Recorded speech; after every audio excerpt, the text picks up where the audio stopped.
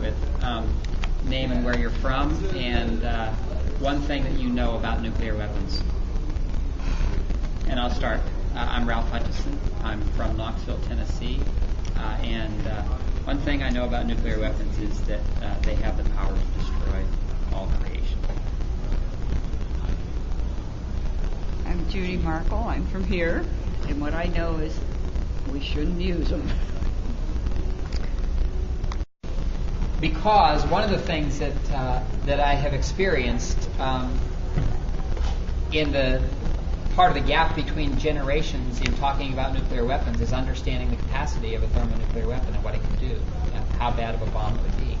I realized that when I grew up, it was duck and cover, and so I learned to be scared of the bomb without any real understanding of how bad a bomb could be. But something you might have to get under your desk for.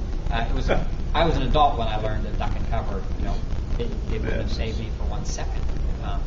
But it might have saved a few people miraculously, but it wouldn't save. People in another generation, Motoko, having been in Japan when the bombs were dropped, have a different sensibility and experience of the destructive power of a thermonuclear weapon.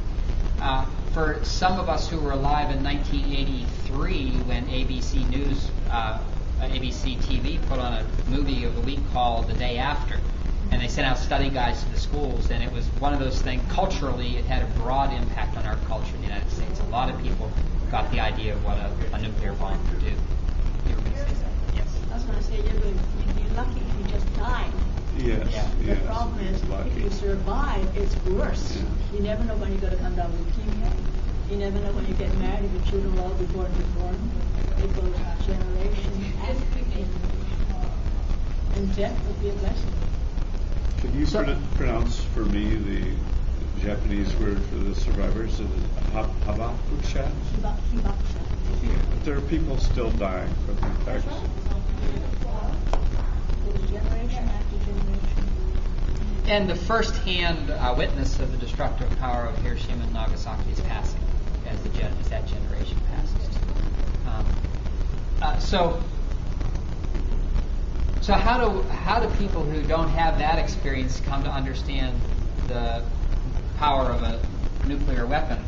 And one of the things that I think, at least, my daughter Emma now is 12, and she doesn't know really about the World Trade Center and the Twin Towers, other than she's asked a couple questions. Just recently, she asked me some question about it, and I realized that wasn't part of her consciousness because she was 4 years old when that happened. And it may not even have registered on her that something terrible, terrible, terrible happened because we didn't have a television, so it wasn't on. I remember the Kennedy assassination even though I was 6 years old because I remember the TV being on relentlessly and those voices talking. I just remember that as a dark time. So here's an example of this is the bomb of the size that destroyed Nagasaki superimposed on the New York City skyline in 1995. And you can see the fireball of that bomb is about 800 yards wide. Anybody in that area is instantly incinerated. Other people, all the people over here are certainly not safe. They'll be burned as this firestorm creates an updraft. And even people as far as 18 miles out will be severely impacted either through the thermal blast or the shock wave or eventually with radiation sickness. All right, so that's a Nagasaki-sized bomb. The United States doesn't build bombs this size anymore. That's not what we're talking about with our weapons today. They're too small. This is a thermonuclear bomb, and this is what we're talking about today.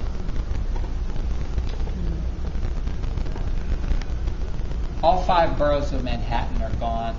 Before your eye can, if you blink, before it can open again, they're gone. They're gone instantaneously.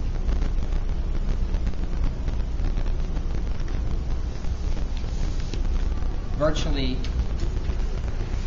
every one of your toothpicks represents 10 of these.